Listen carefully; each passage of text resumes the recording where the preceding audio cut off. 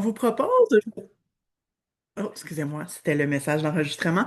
Ce que je vous propose aujourd'hui, ce qu'on vous propose, pardon, c'est un espace de réflexion sur les enjeux définitionnels des violences sexuelles pour les personnes de la diversité sexuelle et de la pluralité des genres. Donc, plus de questions, de réflexion, de pistes que de réponses en soi. Donc, on vient notamment réfléchir avec vous. Et d'ailleurs, on va vous faire participer un peu pour le tout début. On a une petite activité qu'on vous propose. Donc, pour commencer, on vous demanderait de vous connecter. Vous avez toutes les informations, en fait, à l'écran.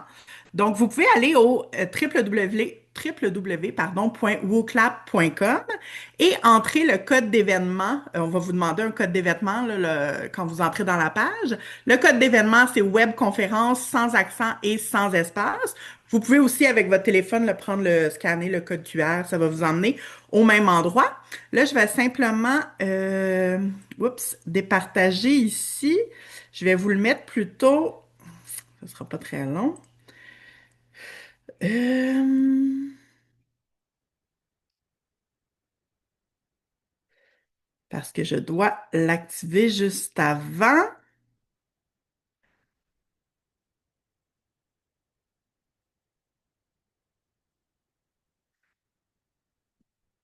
Afficher, bon, pardon. Et donc, je vous le remets dans le chat si vous n'avez pas eu le temps de prendre note. www.wooclap.com. Code d'événement, webconférence.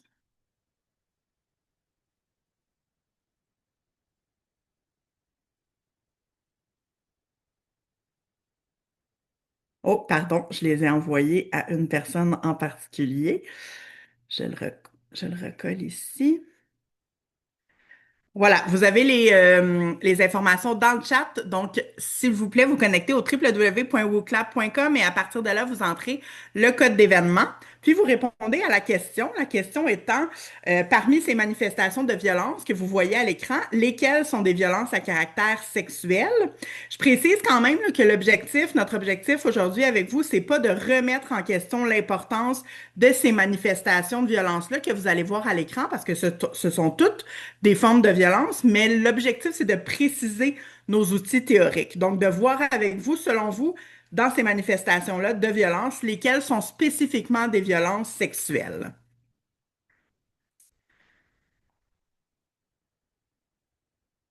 Donc, je vous laisse le temps de répondre.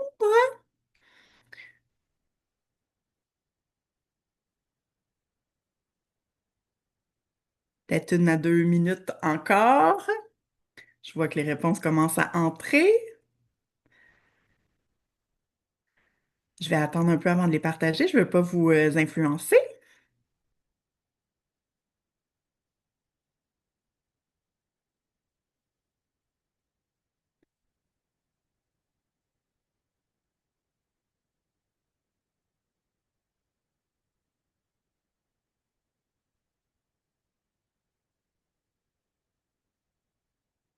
Je vois que les réponses continuent d'entrer un peu.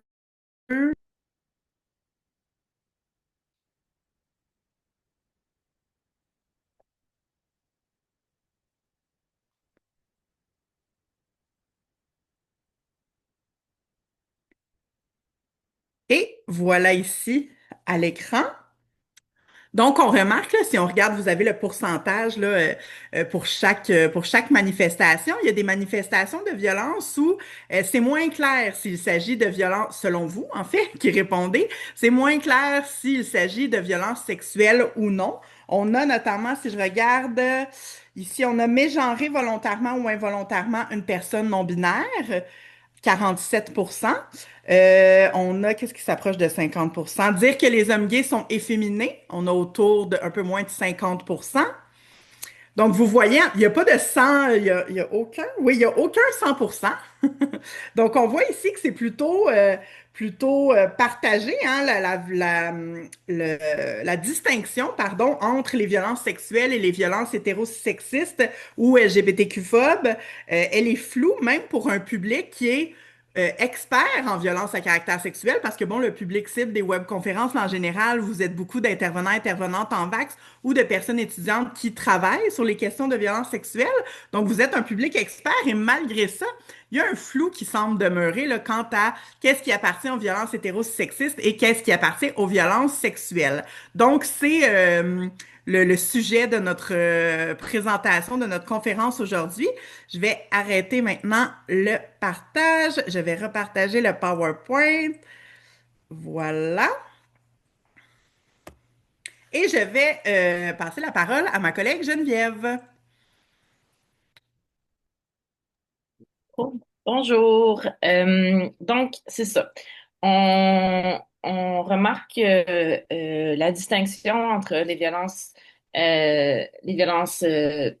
hétéronormatives ou les LGBT-phobes, sexuelles versus non particulièrement sexuelles n'est pas si simple à définir et ça nous cause problème en fait en recherche principalement. Donc le point de départ de tout ça, c'est une des recherches qu'on a faites avec la chaire qui était le projet qu'on appelait Alliance, qui essayait de documenter je pense que Marie-France, tu vas en parler plus tard.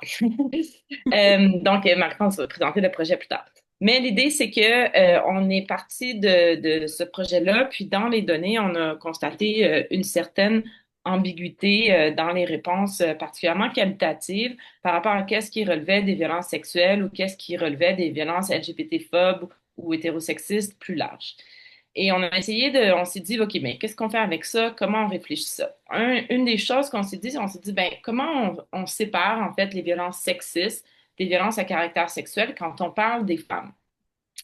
Et donc, on est retourné dans différentes mesures pour essayer d'abord de se dire, OK, est-ce que le parallèle est le même? Comment on le fait quand on parle de violences sexistes et de violences sexuelles, même si on peut, oui, les concevoir sur un continuum? C'est pas nécessairement. Il y a quand même dans la littérature, à tout le moins, une distinction qui est faite. Je vous ai donné, donc je suis allée chercher, par exemple, dans le Sexual Experience Questionnaire, qui est un des questionnaires là, de Fitzgerald, d'ailleurs qui a beaucoup inspiré les recherches de la chaire, c'est des énoncés qui sont soit en harcèlement sexiste ou soit en harcèlement sexuel. Donc, par exemple, vous êtes traité différemment en raison de votre sexe, genre. On voit que c'est clairement négatif envers les femmes, mais c'est pas nécessairement à caractère sexuel, c'est pas nécessairement considéré comme une violence sexuelle. À l'inverse, si on vous a sifflé ou interpellé d'une manière sexuelle, ben là, clairement, on va vers la violence sexuelle. Donc, je vous ai donné quelques exemples. Juste pour qu'on regarde ça en tête, pour essayer de comprendre comment on va appliquer ça à des différences entre des violences hétérosexistes ou LGBT-phobes et des violences sexuelles LGBT-phobes ouais, c'est ça. Donc, hétérosexistes. Euh, on est aussi retourné chercher dans les questionnaires sur les violences hétérosexistes et LGBT-phobes pour voir comment étaient traitées les violences à caractère sexuel et s'il y avait des distinctions qui étaient faites. Ce qu'on a trouvé, c'est que, en fait, les questionnaires sur les violences LGBTQ phobes et les hétérosexistes faisaient pas nécessairement de distinction claire entre les violences à caractère sexuel et les violences qui visent pas nécessairement particulièrement euh, euh, la sexualité. Donc, je vous ai mis quelques exemples ici aussi qui sont tirés du LGBTQ Microaggression on Campus Scale. Someone said or implied that my sexual orientation is a result of something that went wrong in my past. Donc, l'idée que ton orientation sexuelle est due à quelque chose de problématique, qui s'est passé de problématique dans ton passé, ta mère était trop couveuse, ce genre de choses-là, qui sont pas nécessairement des violences à caractère sexuel, mais qui sont clairement LGBT-phobes ou hétérosexistes. Euh, on a un autre exemple, je suis allée chercher aussi dans le Homophobic Bullying Scale, qui essaie de justement documenter là, les violences homophobes, là, dans ce cas-là. Homophobes ne sont pas hétérosexistes, mais bon, ils utilisent le terme homophobe. Donc, dans les 30 derniers jours, est-ce que il y a d'autres étudiants euh, qui vous ont interpellé, qui vous ont insulté, qui vous ont isolé, marginalisé sur la base que vous étiez perçu comme étant gay ou une lesbienne? Donc, vous avez d'autres exemples ici qui sont pas nécessairement, mais qui pourraient l'être, des violences à caractère sexuel. Donc, là, on voit que la distinction est pas vraiment claire dans beaucoup de ces éléments-là. Il y en a une troisième, donc le homophobia scale, où est-ce que, encore une fois, on est dans des différents comportements qui sont considérés comme homophobes, LGBT-phobes, hétérosexistes, qui peuvent inclure des violences sexuelles, mais qui sont pas particulièrement axées sur ça, comme vous voyez dans les exemples qui sont présentés là. Fait que ça, c'est un peu, on est revenu un petit peu en arrière, en fait, pour aller voir, OK, mais comment les mesures dans les recherches l'ont pensé ailleurs que nous. Et puis, voilà, je vais repasser, je pense, la parole à Marie-France pour parler de la recherche du projet Absolument, merci Geneviève. Donc, nos réflexions ont débuté lors des analyses, tu l'as dit Geneviève, du projet Alliance qui a été mené autour de 2021-2022. L'objectif du projet Alliance était de mieux comprendre les expériences de violences sexuelles en milieu collégial subies par les personnes étudiantes d'ES LGBTQIA+, et aussi les expériences de signalement à l'établissement et les expériences de recherche de soutien. Quand on parle de violence sexuelle en milieu collégial, là, juste pour vous mettre en contexte, on réfère aux gestes commis sur le campus ou à l'extérieur de campus, mais commis par une personne affiliée au même établissement, ce qui en fait des violences en milieu collégial. C'était un projet en deux volets, un volet quantitatif, un volet qualitatif. Le volet quantitatif visait à dresser un portrait chiffré des situations de violence sexuelle en milieu collégial subies par les personnes étudiantes d'ES LGBTQIA+. Et le volet qualitatif visait principalement à documenter la variabilité des trajectoires de signalement. Au total, il y a 3203 personnes étudiantes de SLGBTQIA+, qui ont répondu au questionnaire en ligne et 15 personnes étudiantes de SLGBTQIA+, qui ont été victimes de violences en milieu collégial, qui ont signalé la situation à leur établissement, qui ont participé à une entrevue individuelle de type semi-dirigée. Je fais une petite précision, là, l'échantillon de la diversité sexuelle, l'échantillon en fait du projet Alliance était constitué uniquement de personnes de la diversité sexuelle et de genre. Donc, les personnes cisgenres de l'échantillon sont nécessairement non hétérosexuelles et les personnes hétérosexuelles de l'échantillon sont nécessairement trans ou non binaires. Donc, il n'y a pas de personnes cis hétéros dans l'échantillon là, du projet Alliance là, dont on va vous présenter quelques données. Donc, pour vous mettre en contexte, encore une fois, quelques données, ben, premièrement, pour documenter la fréquence des violences sexuelles en milieu collégial, on a utilisé la version française du Sexual Experiences Questionnaire. C'est un instrument qui a été validé et qui distingue trois formes de validé, utilisé très souvent d'ailleurs dans la littérature, et qui distingue trois formes de violence sexuelle. Vous les avez à l'écran. Donc, on a le harcèlement sexuel qui renvoie aux comportements verbaux et non verbaux qui ne visent pas la coopération sexuelle, mais qui se traduisent par des attitudes insultantes, hostiles, dégradantes liées à la sexualité. On a ensuite les comportements sexuels non désirés qui renvoient aux comportements verbaux et non verbaux offensants, des comportements non désirés et non réciproques qui incluent l'agression sexuelle et la tentative d'agression sexuelle, mais pas seulement. Mais donc, il faut savoir que l'agression sexuelle, elle est incluse dans cette dimension-là, comportement sexuel non désiré. Et on a finalement la coercition sexuelle qui renvoie à du chantage en retour de considérations futures reliées soit à l'emploi, soit au milieu scolaire.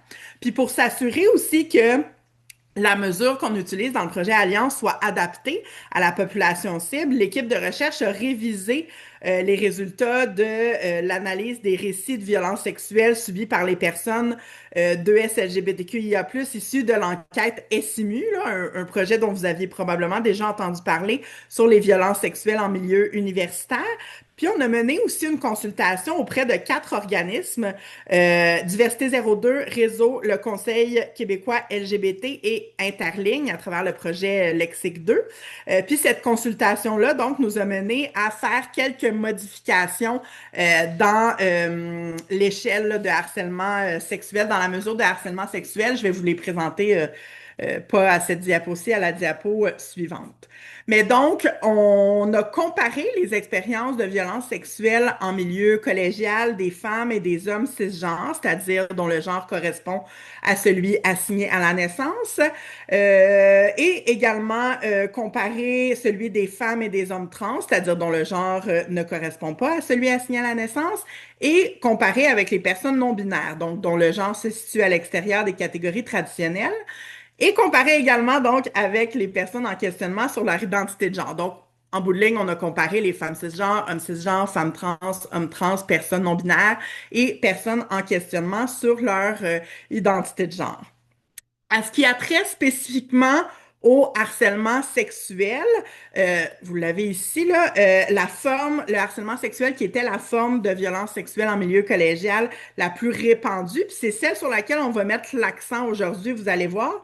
On observe que dans le projet Alliance, on observe que les hommes trans et les personnes non binaires étaient en plus grand nombre à avoir rapporté du harcèlement sexuel, pardon, en milieu collégial. Ce sont, sans grande surprise, les hommes cisgenres qui en ont le moins rapporté. Je dis sans grande surprise parce que c'est le cas là, dans tous les projets de recherche.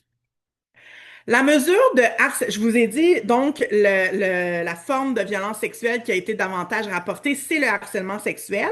Et la mesure de harcèlement sexuel qu'on a utilisée a été sélectionnée, pardon, par l'équipe de recherche. C'est la mesure là, de Fitzgerald que vous voyez à l'écran. Vous avez tous les items. Vous avez les items aussi qu'on a ajoutés ou modifiés suite à nos consultations avec les organismes experts dans les enjeux LGBTQ+. Donc, a priori, toutes les manifestations que vous voyez à l'écran qui ont été questionnées dans la mesure de harcèlement sexuel nous semblaient bel et bien du harcèlement sexuel, donc une forme de violence sexuelle, mais c'est les données qualitatives dans un deuxième temps qui nous ont amené à nous poser quand même quelques questions sur notre mesure quantitative. Juste pour vous donner une idée, pardon, il y a plusieurs énoncés, notamment les énoncés 1, 2, 3, 4, 6, 8. Donc, plusieurs énoncés qui mettent l'emphase vraiment sur la connotation sexuelle des gestes, alors que d'autres énoncés, comme les énoncés 5, 7 et 9, donc 5, par exemple, vous avez fait des remarques désobligeantes au sujet de votre apparence, votre corps ou vos activités sexuelles réelles ou présumées. L'item aussi 7 vous a dévisagé, pardon, ou déshabillé du regard d'une façon qui vous a rendu mal à l'aise. Ben, c'est des énoncés qui sont plutôt centrés sur le corps et qui peuvent être liés à la transgression de l'hétérocisnormativité et de la binarité plutôt qu'à la sexualité. Cela dit, avant d'analyser les entrevues, ça ne nous avait pas alerté, ça ne nous avait pas préoccupé outre mesure. Donc, je redonne la parole à Geneviève pour nous parler un peu de justement les réflexions qu'on a eues dans le volet qualitatif. Donc, ben, peut-être il faut savoir, là, avant de rentrer dans les données qualitatives, que les entretiens ont été faits donc avec des personnes qui avaient répondu, qui avaient vécu des violences à caractère sexuel dans le questionnaire quantitatif. Et donc, on a contacté ces personnes-là pour faire un suivi, pour faire des entrevues qualitatives. Et comme Marie-France l'a bien mentionné, l'objectif des entrevues, en fait, était beaucoup plus sur le parcours de dénonciation que vraiment une enquête de la violence en tant que telle, même si nécessairement on passait par un peu, bon, mais raconte-moi qu'est-ce qui s'est passé, puis on avait un peu une description de la violence qui se passait en début d'entretien pour pouvoir mieux comprendre donc la trajectoire de dénonciation qui avait été entreprise. Il faut aussi savoir que les gens, on ne pouvait pas connecter l'entretien avec le questionnaire en particulier que cette personne-là avait rempli. Donc, on ne sait pas si ce qui est rapporté dans les entretiens qualitatifs, c'est la même chose qui avait été rapporté dans les entretiens, ben, dans le questionnaire quantitatif. Et ce qu'on a remarqué, en fait, dans les données qualitatives, quand on s'est mis à analyser ça, c'est qu'il y avait plusieurs témoignages ou plusieurs éléments de violence qui étaient rapportés ou qui étaient comptés, qui, pour nous, c'était pas clair que c'était vraiment une violence à caractère sexuel, ou en tout cas, il y avait une certaine ambiguïté. J'en ai sorti quelques-unes, donc quelques-uns, quelques exemples. La première, le premier exemple, le comité LGBTQ de l'école a été attaqué par des gens qui font des commentaires inappropriés, puis il y avait des gens qui ont commencé à dire des insultes et puis des commentaires comme que les gens des communautés LGBTQ+ devaient aller se tuer. Donc on voit ici, c'est clairement une violence LGBTQ-phobe ou hétérosexiste, mais plus que ça, on est vraiment dans la haine, mais on voit pas nécessairement le caractère sexuel des actions, dans le sens où c'est plus de l'ordre des insultes, c'est de l'ordre du dénigrement, mais qui n'est pas nécessairement lié à la sexualité. Une autre qui était un peu plus ambiguë, donc mon attitude moins conforme au genre auquel il m'identifiait faisait aussi partie des reproches qu'il me faisait, en plus de mon expression de genre. Tous ces reproches-là s'adressaient directement à mon comportement, mes vêtements et mon expression. Ici, on est plus dans l'ambiguïté. On a l'impression qu'il y a peut-être quelque chose, il pourrait y avoir quelque chose de sexuel, mais c'est pas explicite dans la manière dont la personne témoigne de ce qui s'est passé. Puis même en lisant le contexte, il y a comme, on voit il y a un dénigrement de la présentation de genre, mais on n'est pas nécessairement dans quelque chose qui va aller chercher vraiment la sexualité. Euh, L'autre diapo, donc, et les choses qui me rendaient le plus mal à l'aise, c'est comme quand je me faisais mégenrer. Les gens qui me voyaient et qui comprenaient pas trop, c'était comme j'avais pas le goût de faire une confrontation et les faire comprendre. Ça se passait dans des endroits comme la cafétéria surtout, il y avait un employé qui était un homme et qui me reconnaissait parce que je prends vraiment souvent les mêmes choses à manger. Ce n'était pas non plus volontaire tant que ça, mais c'est quelque chose qui a fait en sorte que mon comportement a changé, que je me sentais pas autant en sécurité que j'aurais voulu. Donc, on a ici l'exemple d'une personne qui se fait mégenrer à répétition, notamment par la même personne, mais qui a jamais eu des propos nécessairement liés directement à la sexualité et donc, on est vraiment dans l'ambiguïté de comment, en fait, réfléchir au non-respect de la présentation du corps, ou même de la sexualité, de l'idée de la sexualité qu'on se fait, à quel point on a des automatismes qui nous fait considérer ça comme de la violence à caractère sexuel. Un autre exemple un peu ambigu, ils ont fait des commentaires sur mes parties génitales, genre mon pénis, mais tu sais, j'en ai pas, genre nice cock ou quelque chose de même. Je me rappelle que c'était des commentaires par rapport à mes parties génitales. Donc ici, souvent, on va être plus dans un exemple où est-ce que beaucoup plus de gens, si on suit même au clap là, de tantôt, beaucoup plus de gens semblent associer justement les commentaires qui sont directement liés aux parties génitales à du harcèlement sexuel ou de la violence à caractère sexuel.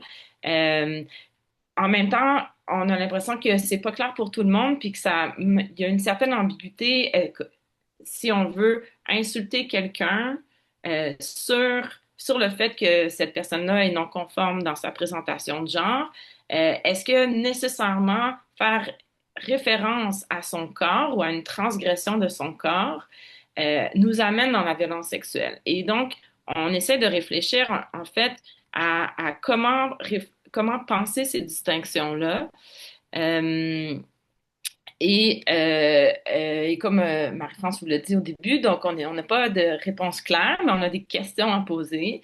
Euh, Notamment, on se pose la question, mais à qui ça appartient de distinguer ces ambiguïtés-là? Donc, quand et comment ce sont vraiment sur quelle base on va distinguer ce qui est des violences hétérosexistes ou LGBT-phobes et des violences à caractère sexuel? Est-ce que c'est les personnes qui le vivent sur la base de leur définition personnelle des violences à caractère sexuel, de leur sentiment d'atteinte à l'intimité? Est-ce que c'est les experts, les expertes, les chercheurs? Est-ce qu'on se base sur l'intention derrière les gestes qui visent l'absence de coopération sexuelle?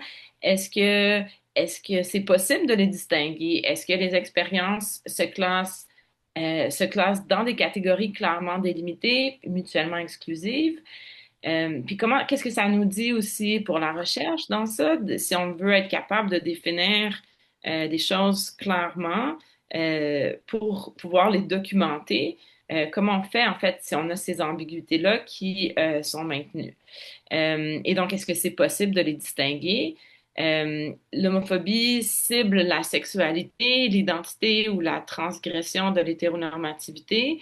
Est-ce que quand elle cible la préférence sexuelle, est-ce que c'est nécessairement une violence sexuelle? Donc, je sais pas si vous me suivez, mais c'est vraiment cette idée-là de comme, puisque la référence à l'insulte, c'est la sexualité, est-ce que donc toute référence à la sexualité dans une insulte devient une violence sexuelle? Qu'est-ce que ça nous dit sur la possibilité de faire des violences LGBT-phobes qui seraient pas de nature sexuelle? Je ne sais pas si vous me suivez en tout cas. Le caractère, il y a bien sûr toujours cet élément-là du caractère intrusif, questions de curiosité. Ou est-ce que là, on est beaucoup plus dans une question de ton et d'intention pour éviter que n'importe quelle question un peu intrusive soit perçue comme de la violence sexuelle ou soit de la violence sexuelle, ou est-ce que ça devrait l'être en fait? Donc, c'est toute cette question-là qu'on essaie de se poser. Est-ce que les commentaires qui ciblent les parties du corps sexualisées sont nécessairement de la violence sexuelle? Ou est-ce qu'il y a des distinctions à faire euh, entre viser une partie du corps et faire une violence sexuelle? Euh, donc, c'est plein de questions qui nous animent. Pour répondre à ça, on est retourné aussi voir les réponses que les gens avaient données sur leur perception des intentions. Donc, je vais laisser Marie-France vous en parler un peu plus. Merci Geneviève. Donc effectivement, dans l'enquête Alliance, on a demandé aux personnes participantes qui avaient rapporté des violences sexuelles, que ce soit du harcèlement sexuel, des comportements sexuels non désirés ou de la coercition sexuelle, on leur a demandé si elles avaient l'impression que les violences subies étaient liées à certaines caractéristiques de leur identité. On a quelques données à l'écran. Par exemple, près de 6 femmes, 6 sur 10 étaient d'avis que les gestes subis étaient liés à leur genre.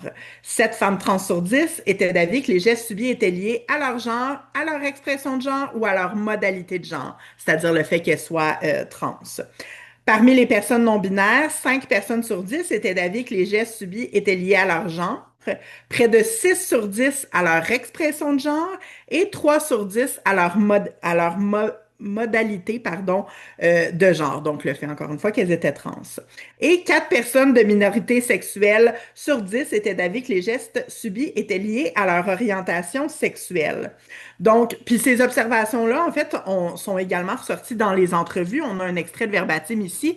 Une personne trans non-binaire bisexuelle qui nous dit: je suis bi et c'est connu à mon école parce qu'on n'est pas beaucoup et j'ai entendu les gars en parler. Ils pensent que je suis facile parce que je suis bi. Donc là, il y a un lien hein, entre l'orientation sexuelle et les commentaires sur la sexualité. Donc bref, ces observations-là sont sorties autant dans le Quanti que dans le Cali.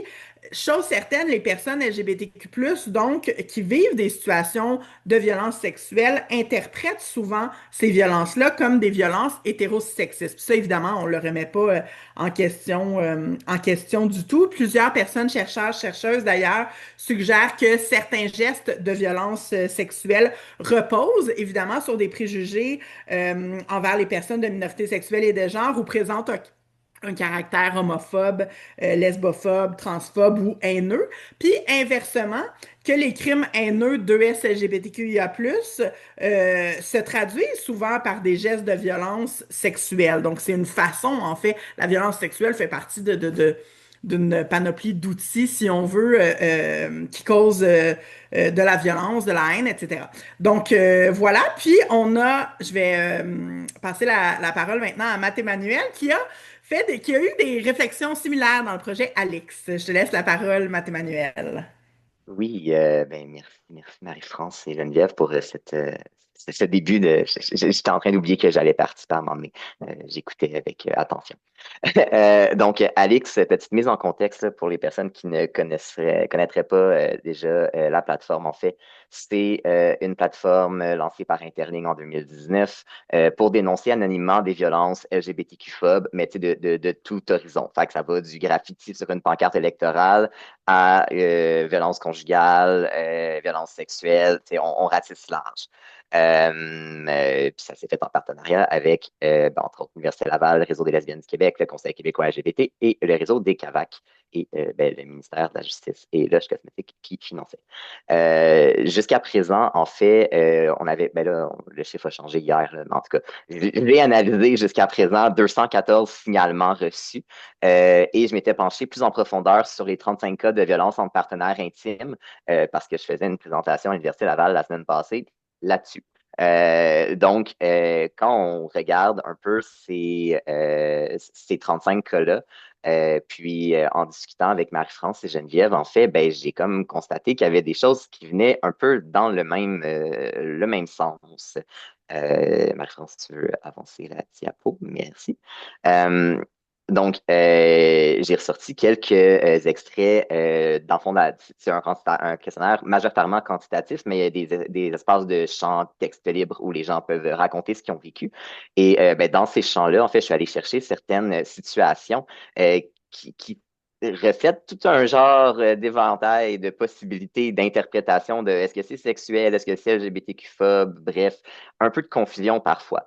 Donc, on avait une femme cisgenre bisexuelle de 25 ans qui nous avait écrit j'ai fait mon coming out bisexuel à mon partenaire de longue date et il m'a ridiculisé et a invalidé mes propos. Il m'a demandé si c'était parce que je voulais vivre l'expérience de la college white girl qui voulait s'essayer avec des filles ou si c'était parce que je voulais faire comme ma meilleure amie proche, donc qui venait de faire son coming out aussi récemment. Et cette personne-là, en fait, dans le questionnaire, après leur avoir offert la possibilité de l'expliquer dans leurs propres mots ce qu'ils ont vécu, on leur demande est-ce que, selon vous, c'est basé sur un préjugé ou un stéréotype lié à une caractéristique de votre identité, là, que ce soit orientation sexuelle, identité de genre, le fait d'être une personne racisée, d'être en situation de handicap, bref, tout un éventail de possibilités de réponses. Et cette personne nous a dit non, ce n'est pas basé sur un préjugé selon la personne. Donc, selon elle, le fait qu'elle se fasse invalider sa bisexualité par son partenaire, c'est pas basé sur son orientation sexuelle, ce qui fait plus ou moins de sens de mon humble avis. Euh, Sinon, on a une personne, femme cis lesbienne sur le spectre asexuel, qui nous avait dit, j'ai retiré mon consentement et mon agresseur, qui était son copain de l'époque, ne l'a absolument pas respecté. Mais cette personne-là va nous dire, oui, c'est basé sur un préjugé selon la personne, c'est basé sur mon orientation sexuelle et ma situation de handicap. Bon, je ne sais pas c'est quoi la situation de handicap en particulier, mais pour cette personne-là, là, oui, ça, c'était basé sur un préjugé, c'était comme sans équivoque. Euh, Ensuite, on avait aussi une femme cis lesbienne de 38 ans qui nous a dit, j'ai eu des enfants avec un homme, puis je me suis séparée, j'ai fait mon coming out, le père des enfants ne l'accepte pas, il utilise des propos homophobes constamment. Et bon, selon cette personne-là, oui, effectivement, c'est basé sur son orientation sexuelle. Fait que ce que ça nous permet de voir un peu ces trois cas-là sur la panoplie qu'on a reçue jusqu'à présent dans la plateforme, c'est qu'il y a des situations qui semblent pourtant très évidentes, basées sur une discrimination sur base de l'orientation sexuelle, que la personne ne va pas identifier comme étant basée sur son orientation sexuelle. Il y a des situations où ça semble un peu plus flou, parce que je veux dire, le fait que la personne retire son consentement puis que son partenaire n'accepte pas le retrait du consentement, ça peut arriver dans toutes les configurations d'orientation d'identité de genre, puis c'est pas nécessairement influencé par l'orientation sexuelle d'une personne. Et on a des gens qui c'est très obviously homophobes et qui disent ben oui, c'est basé sur mon orientation. Fait que ce qu'on constate, c'est que d'une personne à l'autre, cette impression de est-ce que c'est euh, basé sur un préjugé? Est-ce que c'est très flou et changeant. Donc, ça faisait un peu écho justement avec ces extraits de verbatim là, issus de la recherche Alliance, où ben, on avait des gens qui sont comme ouais, c'était une violence sexuelle, mais c'était peut-être pas tant violence sexuelle que d'autres actes que peut-être les gens ont pas identifié comme violence sexuelle, alors que ça aurait peut-être été plus. Tu sais, il semble avoir ce même flou définitionnel dans notre collecte de données aussi. Fait que ça venait comme un peu faire écho. Je repasse Merci, la POC Mathémanuel. à Marie-France. Oui, merci, Mathémanuel. Donc, en fait, tu sais, ce qu'on observe à travers toutes ces données-là, c'est que les personnes de la diversité sexuelle, de la pluralité des genres interprètent parfois les violences sexuelles et parfois aussi les violences conjugales, parce qu'on en a parlé hors rencontre, comme étant LGBTQ-phobes et parfois pas. Mais ce qu'on se demande surtout, c'est inversement, est-ce que les violences LGBTQ-phobes sont toujours des violences sexuelles parce qu'elles ciblent l'orientation sexuelle ou qu'elles ciblent des caractéristiques du corps sexué? Donc, à savoir, parce que bon, comme on vous disait, on n'a pas de réponse, hein, on a surtout des questions, mais on a quand même fait l'exercice de se questionner sur les avantages et sur les inconvénients de faire cette distinction-là entre les violences hétérosexistes et les violences sexuelles. Parmi les avantages, par exemple, les avantages de distinguer la violence hétérosexiste des violences sexuelles, ben, il y a la volonté de ne pas nuire à notre compréhension collective, si on veut, des violences sexuelles et ne pas provoquer également une levée de bouclier qui serait contre-productive. Et là, je vous mets un petit exemple. Je ne sais plus si c'est la semaine passée ou la semaine précédente. On a Richard Martineau ici sur ses réseaux sociaux qui a réagi, bon, vivement, mais en peu de mots, à une campagne qui a été publiée il y a quelques années. Là. Bon, c'est ressorti cette année, je ne sais de quelle façon, mais une campagne qui disait, par exemple, as-tu déjà remarqué qu'il n'y a généralement pas de poubelle à tampons dans les toilettes réservées aux hommes? Et on voit la phrase en bas, qui était la phrase qui revenait sur toutes les images de la campagne, pardon. Ça aussi, c'est de la violence sexuelle. Et là, bon, évidemment, hein, en publiant cette image-là sur les réseaux sociaux, il y a des personnes qui y ont réagi. Et donc, on se pose la question à savoir, est-ce que on provoque pas à travers puis c'est pas une remise en question de la légitimité de la campagne et pas du tout, mais est-ce que en ne distinguant pas suffisamment les violences hétérosexistes et les violences sexuelles, est-ce qu'on ne créerait pas une levée de bouclier qui est contre-productive ensuite pour la lutte aux violences sexuelles et pour la lutte aux violences LGBTQ-phobes également? Parce que voilà, hein, cette situation-là, pas de poubelle à tampons dans les toilettes réservées aux hommes, c'est définitivement si sexiste. C'est pas ça ici qui est remis en question, c'est vraiment le lien avec les violences sexuelles.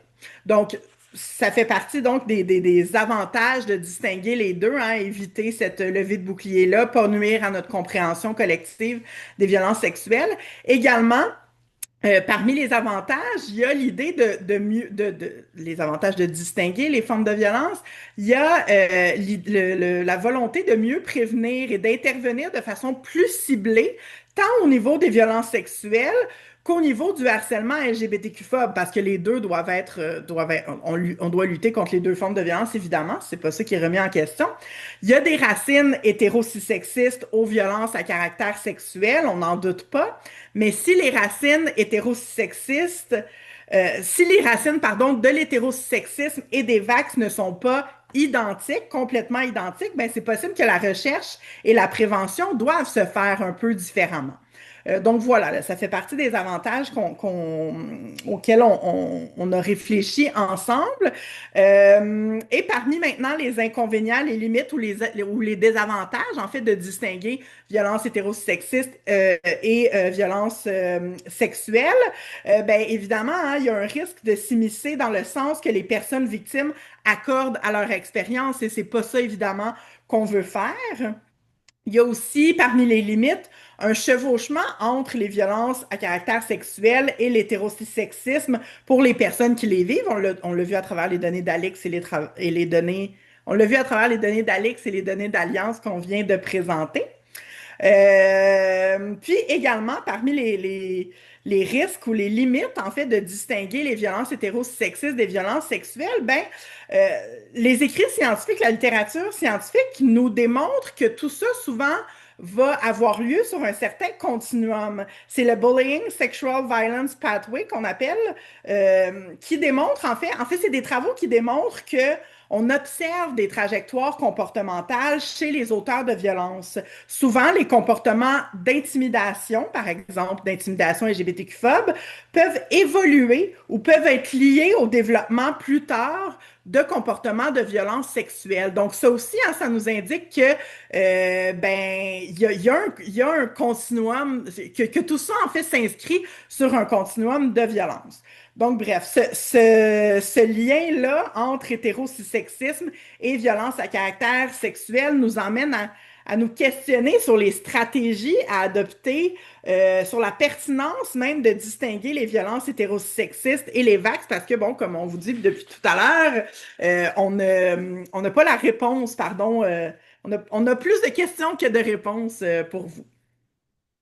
Je repasse la parole à ma collègue Geneviève. Donc, on s'est dit, une des choses qu'on s'est dit en réfléchissant ensemble avec Marie-France puis avec Matt-Emmanuel, c'est, mais peut-être qu'il faut distinguer aussi les pistes en fonction du contexte. Donc, peut-être que les préoccupations pour la recherche sont pas les mêmes que celles pour la prévention, puis peut-être qu'elles sont pas les mêmes non plus que celles pour l'intervention.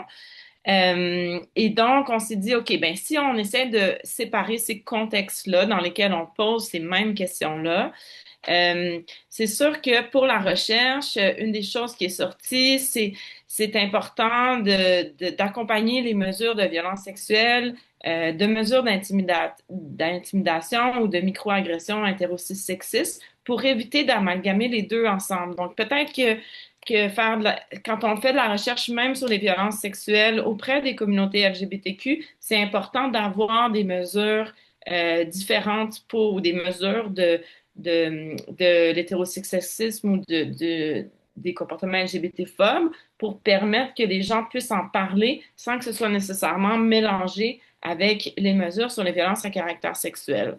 Donc, éviter que les participants utilisent des mesures de VAX pour témoigner de violences hétérosexistes, désolé, subies, puisque peut-être qu'il y a comme ce désir-là d'en parler qui fait en sorte que ça mélange les deux. On s'est aussi dit que peut-être dans les pistes, ce serait intéressant d'accompagner les mesures de violence de questions sur la perception des gestes pour savoir comment les personnes victimes elles-mêmes les distinguent. Donc, d'aller creuser cet élément-là dans les recherches futures pour comprendre qu'est-ce qui fait en sorte que les gens vont catégoriser les violences dans caractère sexuel ou non. Donc, voilà pour la recherche. Merci. Maintenant, pour la prévention, en fait, étant donné le chevauchement qu'il ne faut pas oublier, qu'il ne faut pas nier et qu'on ne remet pas en question entre les violences sexuelles et les violences hétérosexistes, ben, on suggère en fait d'adresser de continuer évidemment d'adresser les deux, adresser l'hétérosexisme en prévention des violences à caractère sexuel parce que on sait que les préjugés et la haine envers les personnes LGBTQ+, peuvent motiver ou entraîner des violences sexuelles. La théorie nous le montre. Donc, adresser l'hétérosexisme en prévention des vax, mais également adresser les violences sexuelles, les vax, en prévention de l'hétérosexisme, parce que c'est une des formes que peut prendre l'hétérosexisme, et ça, on ne doit pas, donc, encore une fois, le remettre en question. Matt-Emmanuel? Oui, ben, si on fait un peu un amalgame de tout ça, puis qu'on amène un peu la notion en intervention aussi pour tout ça, ben, évidemment, le but, c'est définitivement pas de venir commencer à invalider ce que des personnes vont venir raconter ou discuter que ce soit en suivi individuel, en groupe, en ligne d'écoute, peu importe. Si une personne ressent que ce qu'elle a vécu, elle le perçoit comme une agression sexuelle, une violence à caractère sexuel, ben, comme on va pas commencer à lui dire non, c'est plus LGBTQ-phobe, mais c'est pas vraiment un caractère. C'est comme non, c'est définitivement pas le but ici.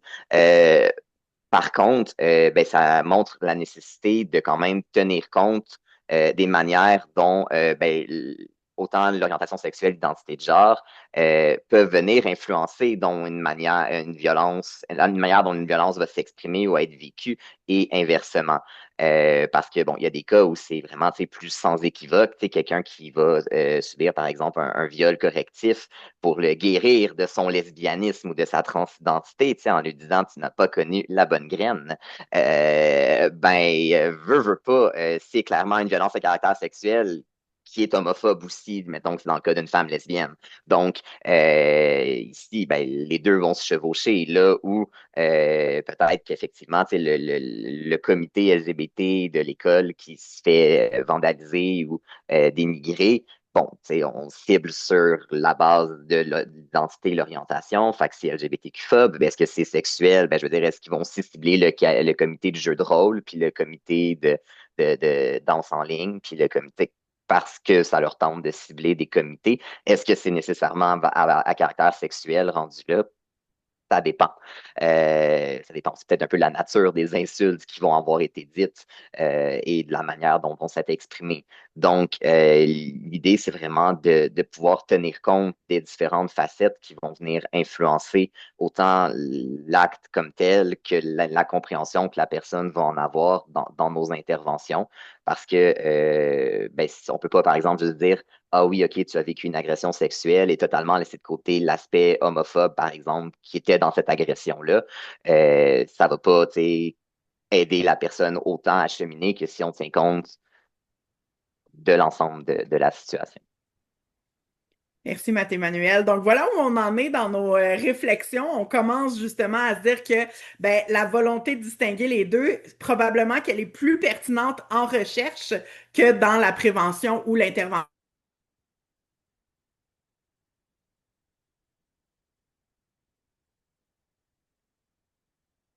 On semble avoir un problème avec Marie-France.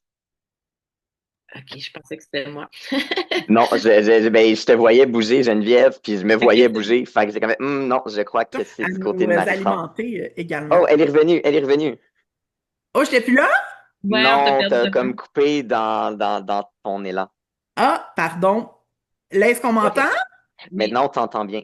OK, parfait, merci. Bon, je ne sais pas ce qu'on a entendu ou pas, mais je voulais conclure là, en disant que c'est des réflexions qu'on débute de notre côté et qu'on va poursuivre. Donc, je vous invitais tout le monde à partager vos réflexions sur le sujet. Bon, en fait, il y a une période de questions. Là. Je vais laisser peut-être la parole à Catherine pour gérer la période des